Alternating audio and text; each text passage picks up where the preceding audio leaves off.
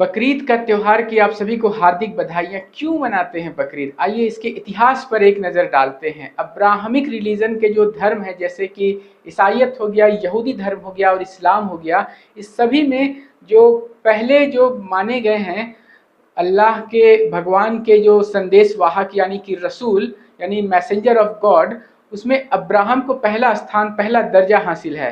तो हजरत अब्राहम को एक रात प्रभु परमेश्वर यानी कि खुदा ने सपने में कहा कि अपने सबसे प्रिय चीज को तुम हमारे नाम पर आज कुर्बानी दोगे। तो हजरत इब्राहिम को सबसे प्रिय उनका अपना बेटा था जिसका नाम इस्माइल था। वो उस समय उनका इकलौता बेटा था। हजरत इब्राहिम और उनकी वाइफ माँ हाजरा का वो इकलौता बेटा था। उसे वो जाते हैं बलि चढ़ाने के लिए। रास्ते में शैतान उन्हें भटकाने की कोशिश भी करता है।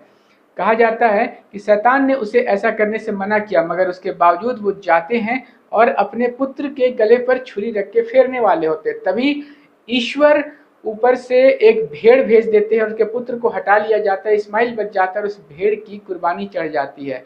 एक असीम प्रेम ईश्वर का इस मनुष्य से, इस मानव से, इस मानव जाति से के प्रतीक का ये त्योहार है कि अपने प्रिय चीज को अल्लाह के, रब के राह में खर्च करो और रब तुम्हें देगा जो तुम्हें चाहिए। तो यहाँ पे रब की राह में खर्च करने से तात्पर्य है कि जो भी चीज है उसे भलाई के लिए, मानव सेवा के लिए, इंसानियत के लिए और निस्वार्थ रूप से उसे त्यागना, ताकि सबका भला हो सके।